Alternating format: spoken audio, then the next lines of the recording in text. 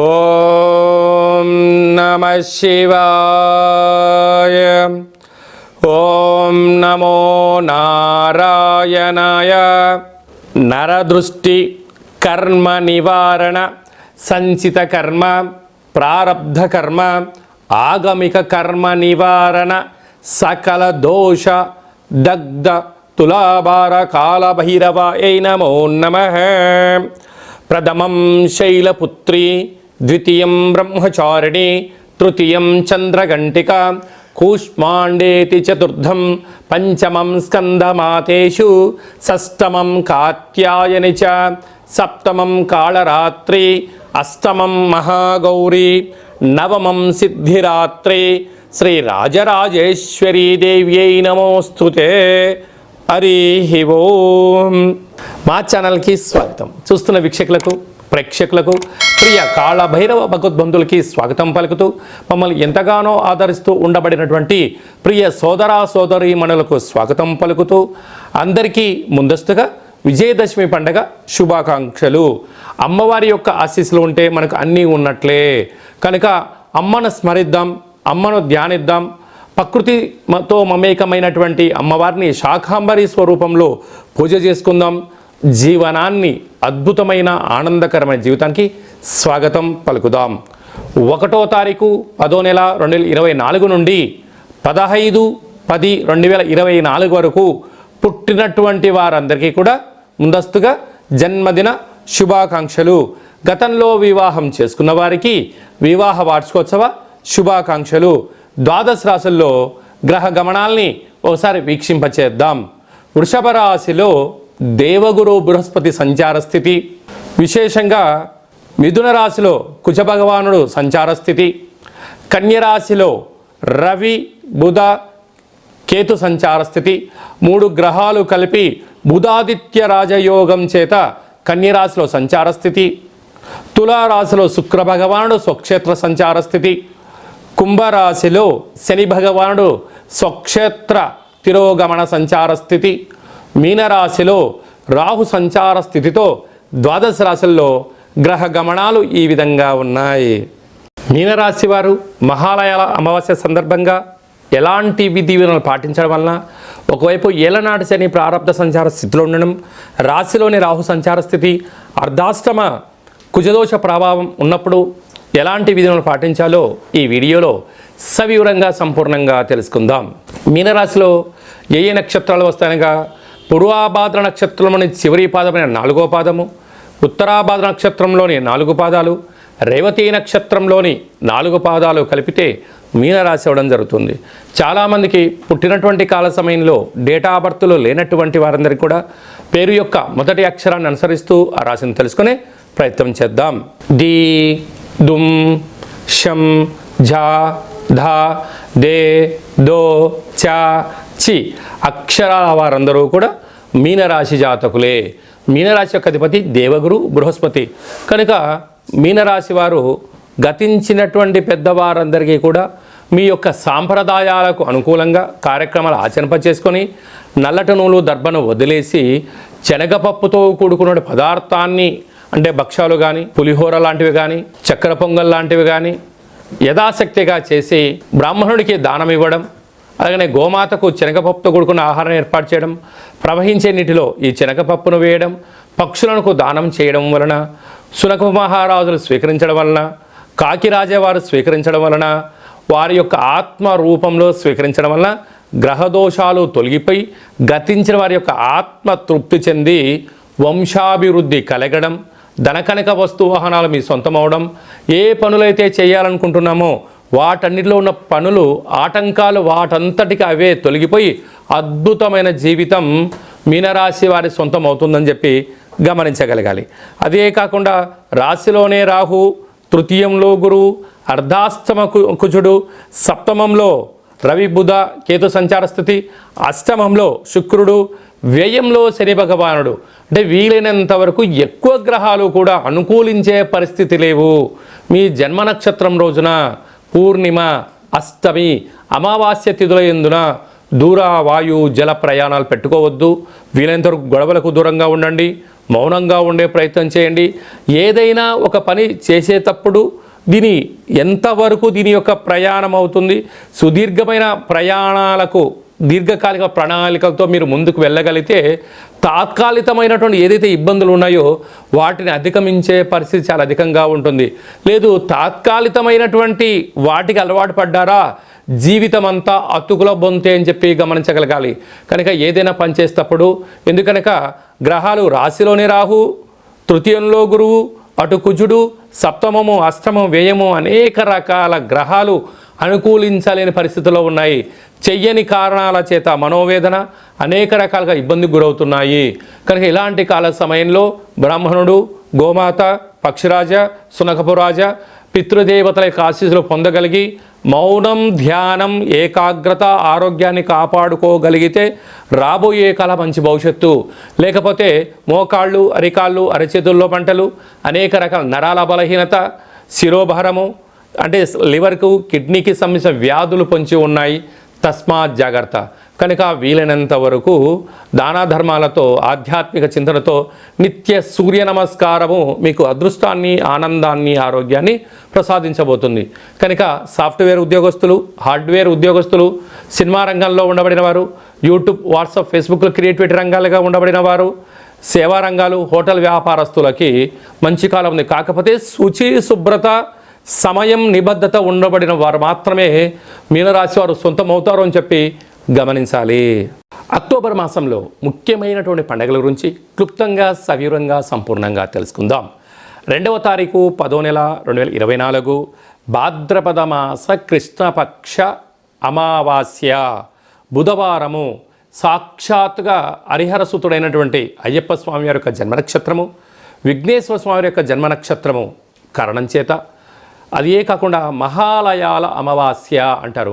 అంటే మనకు బహుళపక్షము ప్రారంభం అయినప్పటి నుండి అమావాస్య వరకు గతంలో గతించినటువంటి మన పెద్దలు వారు ఏ తిథి రోజైతే పరమపదింపజేశారో, లేకుంటే ఏ రోజైతే పరమపదింపజేశారో మనము ఆ రోజును గుర్తుపెట్టుకొని వారికి స్వయంపాక కార్యక్రమాలను, మన సనాతన సాంప్రదాయము, మన ఆచార వ్యవహారాలు, ప్రాంతాలను బట్టి వాళ్ళను పెద్దవాళ్ళను తృప్తిపరచడం కోసం ఏమే కార్యక్రమాలు చేస్తామో చేయాలి. అలా పరిసర ప్రభావం చేత కుదరలేనటువంటి వారందరికీ ఈ యొక్క అమావాస్య తిథి యందున తప్పకుండా ఆ గతించిన వారిని స్మరించుకొని వారి ఆత్మ తృప్తి కోసమే ఏదైతే కార్యక్రమాలు చేస్తామో మనకు వారి యొక్క ఆశీస్సులు ఉంటాయి. అలాగనే బ్రాహ్మణుడికి కానీ స్వయంపాకం దానం ఇవ్వడము, గోమాతకు పచ్చడి గడ్డిని, తౌడు లాంటివి ఏర్పాటు చేయడము, పక్షులకు అనగా కాకులకు ప్రత్యేకంగా అన్నం వండి వాళ్ళ పేరు మీద ఏర్పాటు చేయడము, బీదలకు ఆహారాన్ని ఏర్పాటు చేయడము, శునకపు మహారాజులకు అనగా కుక్కలకు దానం చేయడం వలన గతించిన వారు ఆ రూపంలో వచ్చి వారు స్వీకరించి మనల్ని ఆశీర్వదించి వెళ్తారు అనేటువంటిది సనాతన ధర్మం చెప్తుంది. కనుక మనం అందరము కూడా గతించిన వారిని స్మరిద్దాం, వారి యొక్క ఆశీస్సులు పొందుదాం. అలా కుదరలేదు అనుకుంటున్న వారందరూ ఈ కింది నెంబర్ సంప్రదించినట్లయితే మీ యొక్క పెద్దవారి యొక్క గోత్రనామాలను పంపించినట్లయితే మన యొక్క కాళభైరవ స్వామి యొక్క దేవాలయంలో ఏర్పాటు చేయడం జరుగుతుంది. కనుక మీ ఈ కార్యక్రమం అంతా కూడా మీకు వాట్సాప్ కాల్, వీడియో కాల్ ద్వారా చూపించడం జరుగుతుందని చెప్పి గమనించగలగాలి. ఇంకొంచెం శక్తి కలిగింది కాశీలో ఏర్పాటు చేయడం, ఇంకొంచెం వెసులుబాటు కలిగింది మనకు గోకర్ణ క్షేత్రంలో మహాదేవుడి యొక్క ఆత్మ శివలింగం అక్కడ ఉంటుంది. కనుక అక్కడ చేసుకోవడం వలన కూడా వారి యొక్క ఆశీస్సులు ఉంటాయని చెప్పి గమనించాలి. అలాగే ఈ సంవత్సరం మనము గోకర్ణ క్షేత్రంలో ఇలాంటి కార్యక్రమాలు ఏర్పాటు చేస్తున్నాం. ఆసక్తి గలవారు ఈ కిందను సంప్రదించి గోకర్ణ క్షేత్రంలో స్వామివారి యొక్క ఆశీస్సులు పొందే ప్రయత్నం చేద్దాం. శివుడి యొక్క ఆశీస్సులు అంటే కైలాసం నుంచి తీసుకొచ్చినట్టు మహాలింగం అక్కడ ఉంది కనుక వారి అందరినీ కూడా శివైక్యం చెందిన వారందరినీ కూడా ఆ పరమేశ్వరుడి యొక్క ఆశీస్సుల కోసమే ప్రయత్నం చేద్దామని చెప్పి గమనించాలి. అలాగనే ఈ యొక్క ఆశ్వీజ మాసం అంతను కూడా అంటే మనకు 2వ తారీఖు అమావాస్య అయిపోయింది. 3/10/2024 నుండి దుర్గా శరణవరాత్ర మహోత్సవ కార్యక్రమాలు ప్రారంభమవుతున్నాయి. అలాగనే 9వ తారీఖున షష్ఠి బుధవారము మూలా నక్షత్ర సందర్భంగా 3 సంవత్సరములు పడినటువంటి చిన్నపిల్లలకు మొట్టమొదటిసారిగా అక్షరాభ్యాసం చేయించాలి అనుకుంటున్న వారందరూ కూడా మహాసరస్వదేవి అలంకారం రోజున చిన్నపిల్లలకి అందరికీ కూడా అక్షరాభ్యాసం చేయించి వారిని పాఠశాలకు పంపించినట్లయితే సర్వత్రా అమ్మవారి యొక్క ఆశీస్సులు ఉంటాయని చెప్పి గమనించగలగాలి. అలాగనే 11వ తారీఖున అష్టమి, దుర్గాష్టమి, కాళాష్టమి అని చెప్పుకుంటాం. అనగా అష్టమి రోజున ఫ్యాక్టరీలు, కర్మాగారాలు, వాహనాలు, ఇళ్లకు, వ్యాపార సంస్థలకు మనము ఆయుధ పూజ చేసి ఒక గుమ్మడికాయను నిమ్మకాయను ఛేదింపచేయడము, పెరగన్నాన్ని నైవేద్యంగా పెట్టుకోవడం వలన అమ్మవారి యొక్క ఆశీస్సులు పుష్కలంగా ఉంటాయని చెప్పి గమనించగలగాలి.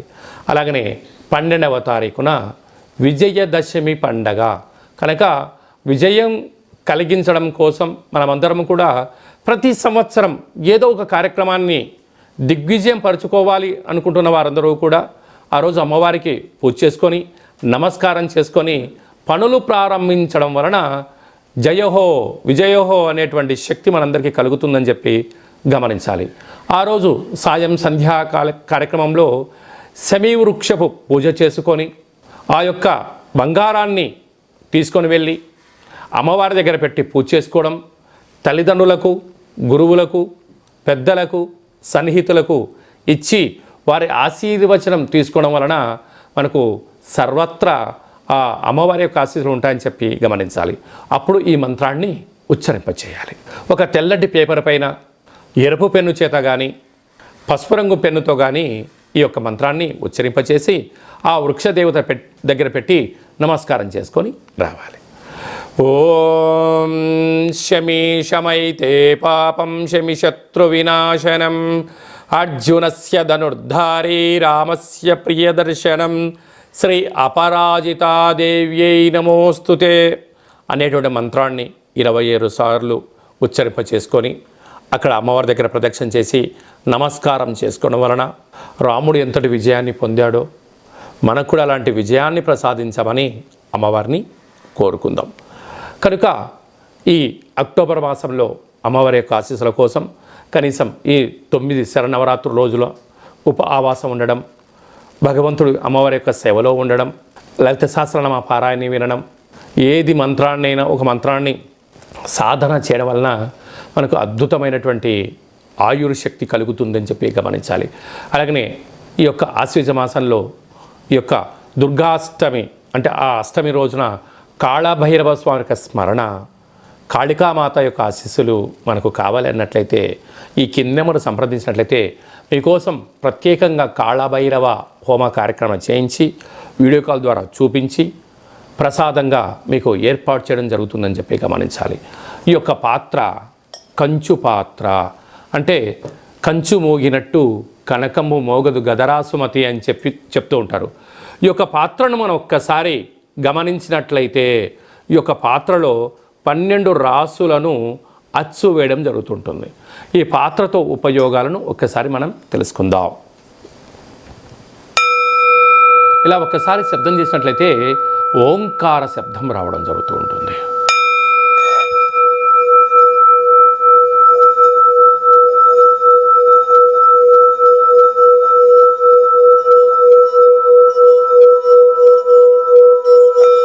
ఈ ఓంకార శబ్ద ధ్వరితాన్ని మనం ఇంట్లో ఏర్పాటు చేసుకోవడం వలన మనిషి శరీరంలో ఉండబడినటువంటి షట్చక్రాలు వికసింప చేసుకోవడం, గృహంలో ఉండబడినటువంటి జ్యేష్ఠాదేవి బయటికి వెళ్ళిపోవడం, గ్రామంలో దేశంలో సంచరించేటువంటి మహాలక్ష్మీదేవి అమ్మవారు గళ్ళు గళ్ళుమంటూ మన ఇంటికి రావడం, ఇంట్లో లక్ష్మీదేవి స్థిర నివాసంగా ఉండడం, నరదృష్టి, శత్రు ప్రభావాలు, ఆర్థిక ఇబ్బందులు తొలగిపోతాయని చెప్పి గమనించాలి. అలాగా ప్రతిరోజు ఉదయం పూజ చేసుకున్న తర్వాత ఉదయం 12 సార్లు, సాయంత్రం 12 సార్లు ఆ యొక్క శబ్దం చేయడం వలన అద్భుతమైన ఐశ్వర్యం మన సొంతమవుతుందని చెప్పి గమనించాలి. అలాగనే ఈ అక్షయ పాత్రతో పాటు కాళభైరవ స్వామి యొక్క పిరమిడు, డాలరు, కంకణము మీకోసం ప్రత్యేకంగా కాళభైరవ హోమ కార్యక్రమాన్ని ఏర్పాటు చేయించడం, ఒక కాళభైరవ సౌభాగ్యం ముడుపును కట్టడం, కూష్మాండ దీపాన్ని ఏర్పాటు చేయడం, ఇదంతా కూడా వీడియో కాల్ ద్వారా మీకు ప్రత్యక్ష ప్రసారం చూపించడం జరుగుతుందని చెప్పి గమనించాలి. అలాగనే 27 రకాల వస్తువులతో దిష్టి తీయించడం కూడా జరుగుతుందని చెప్పి గమనించాలి. అలాగా ఈ యొక్క అక్షయ పాత్రను ఎవరైతే సొంతం చేసుకుంటారో 12 నెలలు ఒక్కొక్క నెలలో ఒక్కొక్క రకమైన కాళభైరవ స్వామివారు ఉంటారు కనుక ఆ కాళభైరవ స్వామివారి యొక్క పూజా కార్యక్రమం చేయించినప్పుడు మీ గోత్రనామాలు కూడా చెప్పడం జరుగుతుందని చెప్పి గమనించాలి. ఆసక్తి గలవారు ఈ కింది నెంబర్ని సంప్రదించి అక్షయపాత్రను సొంతం చేసుకోగలరు. కాళభైరవ హిమాలయ సముద్రపు సైంధవలవన దీపం అంటే ఉప్పులందు సైంధవలవనం ఉప్పు వేరయ్య అని చెప్తారు. మనము ఏదైనా ఉప్పు లేకపోతే రుచులు రావు కూరలు, అందుకే అప్పు చేసైనా ఉప్పు కొనమంటారు. కానీ అది ఎలాంటి ఉప్పు కొనాలి? సైంధవలవనం అంటే హిమాలయాల ప్రాంతాలలో మినిమం ఒక 100 నుంచి 125 సంవత్సరాలు పడుతుంది ఈ యొక్క ఉప్పు తయారవ్వడానికి. ఆయుర్వేదంలో ఈ ఉప్పు రారాజు అంటే ఈ యొక్క ఉప్పును ఏర్పాటు చేసుకోవడం వలన మనం ఇంట్లో ఏదైనా కూరలు కానీ కూరగాయలు కానీ ఆహార ఉత్పత్తులు తయారు చేసేటప్పుడు ఈ యొక్క సైంధవలవనాన్ని వేసుకోవడం వలన సంపూర్ణమైనటువంటి ఆయురారోగ్యాలు ప్రసాదిస్తాయి అని చెప్పి మనకు వేదాలు, ఆయుర్వేదము, చరక సంహిత లాంటి మనకు పుస్తకాలు తెలియజేస్తున్నాయి. ఇక్కడ ఈ మనకు కనిపిస్తున్నటువంటి ఈ ఒక్క ఉప్పు దీపాన్ని ఇంట్లో పెట్టుకోవడం వలన ఎలాంటి ఉపయోగాలు సవివరంగా సంపూర్ణంగా తెలుసుకుందాం. చుట్టూ 30 మీటర్లు అంటే ఎత్తులోకి భూమిలోకి left right east west north south అంటే 8 వైపులా ఈశాన్య, తూర్పు, ఆగ్నేయ, దక్షిణ, నైరుతి, పశ్చిమ, వాయువ్య, ఉత్తర దిగ్భాగము పైకి కిందికి చుట్టూ 30 మీటర్ల వరకు ఈ యొక్క పొగ ద్వారా ఈ ఉప్పు కరిగిపోతూ మనకు ప్రశాంతమైన వాతావరణాన్ని కలిగిస్తుంటుంది. అంటే ఇంట్లోకి రాగానే అంటే బయట ఎన్నో పనుల చేత ఎన్నో రకాలుగా ఇంట్లోకి రాగానే ఈ యొక్క ఉప్పు దీపం యొక్క గాలిని సోకడం వలన ముందు మనకు మనశ్శాంతి కలుగుతుంది. కానీ మీ వ్యక్తిగత జాతకం తెలుసుకోవాలనుకుంటున్నారా? మీ యొక్క పేరు, పుట్టినటువంటి తిథి అంటే డేటు, నెల, సంవత్సరం, సమయం రాసి మీరు వాట్సాప్లో పంపించగలిగినట్లయితే సంపూర్ణంగా 100 సంవత్సరాల జాతకాన్ని వ్రాసి పంపించి మీరు పుట్టినప్పుడు గ్రహ గమనాలు ఎలా ఉన్నాయి, ప్రస్తుత కాలమాన ప్రకారంగా గ్రహాలు ఎలా ఉన్నాయి, రాబోయే కాలంలో ఎలా ఉండబోతున్నాయో భూత భవిష్యత్ వర్తమానాన్ని తెలియజేయడం జరుగుతుందని చెప్పి గమనించాలి. చాలామందికి పుట్టినటువంటి కాల సమయంలో డేటా బర్త్లు లేనటువంటి వారికి పేరు యొక్క మొదటి అక్షరాన్ని అనుసరిస్తూ రాశిని తెలియచేస్తూ గ్రహ సంచార స్థితిని తెలియచేస్తూ భూత భవిష్యత్ వర్తమానాన్ని గవ్వళ ద్వారా అనగా రమణ శాస్త్రం ద్వారా కాళభైరవ ఉపాసన చేత మీకు తెలియజేయడం జరుగుతుంది. ఆసక్తి గల వాళ్ళు మన యొక్క జాతకాన్ని ముందస్తుగా తెలుసుకొని భవిష్యత్తులో ఎలాంటి మార్పులు మంచి మార్పులు రాబోతున్నాయి, ఎలాంటి అడ్డంకులు ఉన్నాయో తెలుసుకొని జీవిత గమన ప్రయాణంలో మనం ప్రయాణం చేయగలిగినట్లయితే అద్భుతమైనటువంటి జీవితాన్ని ఆస్వాదించడం, ఆనందకరమైన జీవితానికి మనము స్వాగతం పలకడం, అష్ట కష్టాలకు స్వస్తి పలకడం, అష్ట ఐశ్వర్యాలకి స్వాగతం పలుకుతామని చెప్పి గమనించాలి. కనుక మీ వ్యక్తిగత జాతకం తెలుసుకోవాలనుకుంటున్నట్లయితే ఈ కింది నెంబర్ని వాట్సాప్ ద్వారా కానీ ఆన్లైన్ ద్వారా కానీ ఫోన్ కాల్ ద్వారా కానీ అపాయింట్మెంట్ తీసుకొని సంప్రదించగలరు. అందరికీ ఆధ్యాత్మిక సలహాలు సూచనలు ఇవ్వడం జరుగుతుందని చెప్పి గమనించాలి. అలాగనే మీ అబ్బాయికి కానీ అమ్మాయికి కానీ ఎంత ప్రయత్నం చేసినా వివాహం అవ్వడం లేదా? ఎందుకు వివాహం అవ్వడం లేదు? జాతకంలో ఎలాంటి యోగాలు ఉన్నాయి, ఎలాంటి దోషాలు ఉన్నాయి తెలుసుకునే ప్రయత్నం చేద్దాం. వచ్చినట్టు వధువు కానీ వరుడు యొక్క జాతకాన్ని మన యొక్క అబ్బాయి అమ్మాయి జాతకాన్ని గణాలు గుణాలు ఎలా కలుస్తున్నాయో తెలుసుకుందాం. వివాహ తదనంతరం వీరి యొక్క వైవాహిక జీవితం సంతాన యోగము, గృహయోగము, వ్యాపార యోగము, సామ్రాజ్య పట్టాభిషేక యోగము అలాంటి ఎన్ని యోగాలు ఉన్నాయో కూడా ముందస్తుగా తెలుసుకునే ప్రయత్నం చేద్దాం. అలాగనే భార్యాభర్తలు తరచుగా గొడవ పడడం, ఎవరికి వారే యమునా తీరే అన్నట్టుగా ఉండడం, ఒకరు చెప్తే మరొకరు వినకపోవడం, పెద్ద మనుషులని పంచాయతీ అని విడివిడిగా ఉండడం, అలాగనే నిత్యము పోలీస్ స్టేషన్లు కోర్టు సమస్యలతో బాధపడుతున్నారా? మీరు ఒక్కసారి భార్యాభర్తల యొక్క జాతకాన్ని ఒక్కసారి పంపించినట్లయితే చిన్న చిన్న అడ్డంకులను తొలగించుకునే ప్రయత్నం చేసుకొని పార్వతీ పరమేశ్వరులు ఎలా కలిసి ఉంటున్నారో అలా కలిసి ఉండేటువంటి సలహాలు సూచనలు ఇవ్వడం జరుగుతుందని చెప్పి గమనించాలి. అందరికీ శుభం, జయం, లాభం జరగాలని కోరుకుంటూ ఆశీర్వచనం.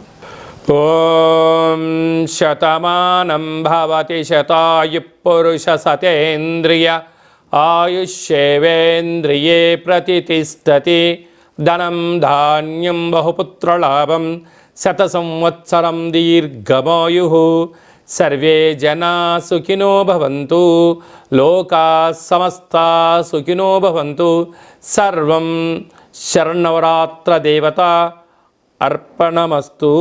హరి ఓం. ఈ వీడియో మీకు నచ్చినట్టయితే లైక్ చేయండి, షేర్ చేయండి, మా యొక్క ఛానల్ని సబ్స్క్రైబ్ చేసుకోండి. అందరికన్నా ముందుగా మీ వ్యక్తిగత జాతకం తెలుసుకోవాలనుకుంటున్నారా? అందరికన్నా ఆధ్యాత్మికమైన సలహాలు ముందస్తుగా మీరే వినాలనుకుంటున్నారా? అయితే పైన ఆల్ అనే బటన్ను తెలియచేయండి. అలాగనే గంట సింబల్ కూడా ప్రెస్ చేయండి. ఈ ఆధ్యాత్మిక భక్తి సమాచారాన్ని భగవద్బంధువులకు, మిత్రులకు, స్నేహితులకు మీరు ఎవరి క్షేమాన్ని కోరుకుంటున్నారో, లేకుంటే మీ క్షేమాన్ని ఎవరైతే కోరుకుంటున్నారో వారికి కూడా ఈ వీడియోను ఫార్వర్డ్ చేసి భగవంతుడి యొక్క ఆశీస్సులు పొందగలరు.